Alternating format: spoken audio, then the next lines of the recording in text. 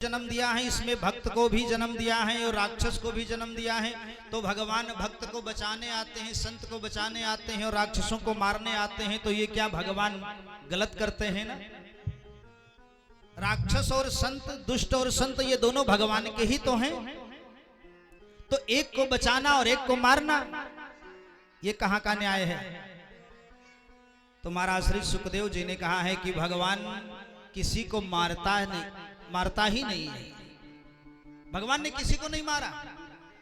अरे महाराज, आप कैसे कह रहे हैं भगवान ने नहीं मारा? भगवान ने रावण को मारा, कुंभकर्ण को मारा, कंस को मारा, शिशुपाल को मारा, और आप कहते हैं भगवान किसी को मारते नहीं है। बोले भगवान ने किसी को नहीं मारा, न रावण को मारा, न कुंभकर्ण को मारा, न कंस को मारा, न शिशुपाल को मारा। अरे महाराज, आंखों में धूल झोंक रहे हैं, सामने ही बाण से कहा मारा नहीं, भगवान ने तारा है। भगवान किसी को मारते ही नहीं है। भगवान के हाथों से जो मरता है वो मरता नहीं है, वो तर जाता है। क्योंकि भगवान के हाथों से मृत्यु पाने के बाद वो भगवान का धाम प्राप्त कर लेता है। तो वो मरा कहां? वो तो तर गया। तो भगवान किसी को मारते ही नहीं है, परमात्मा के हाथों से मृत्यु हो जाए। अरे जब हिरण्याक्ष और हिरण्यकश्यप जन्म लिया दिति के गर्भ से, तो कश्यप जी ने कहा जाओ, तू इस तरह से मांग रही हो, गौधूली की बेला में तुम पुत्र की इच्छा करती हो, पुत्र तो होगा लेकिन चांडाल होगा, दुष्ट होगा, राक्षस होगा। तो दिति ने कहा ऐसा बेटा तो बड़ा दुखदाई होगा,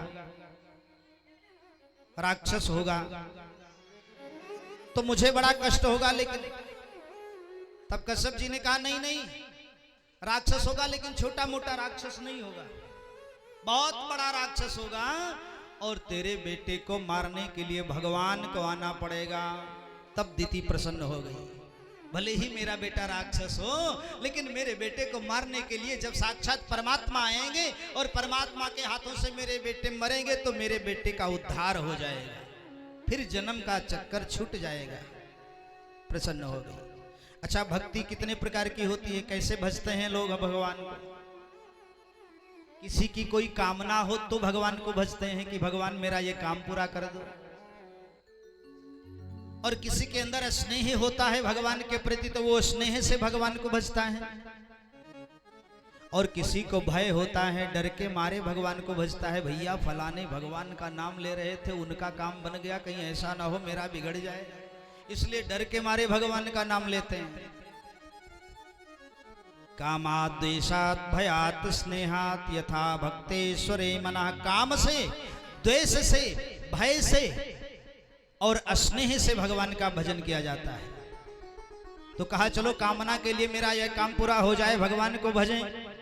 और प्रेम है, प्रेम से भगवान को भजें, वो तो ठीक है। लेकिन आपने कहा द्वेष से भगवान को भजते हैं। बोले हाँ, भगवान को ईर्ष्या से भी भजा जाता है।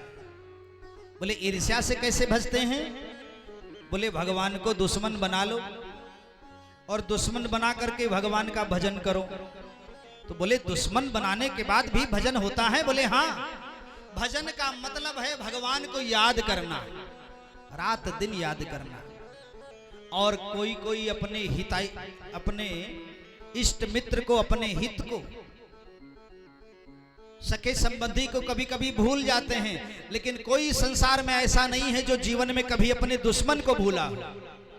दुश्मन 24 घंटा याद रहता है। कहीं ऐसा ना हो इस रास्ते से जाऊं बैठा हो, कहीं ऐसा ना हो इस रास्ते से जाऊं बैठा हो। तो याद करना ही मुक्ति का कारण है। और भगवान को याद करो, चाहे दुश्मन बना करके याद करो, तो मुक्ति हो जाएगी। रावण ने कहा कि कोई कामना नहीं है, जेका घर सोने का बना होए और 1 लाख पूत होए घर में, 1.25 लाख नाती होए, ओका कोनो चीज की जरूरत है?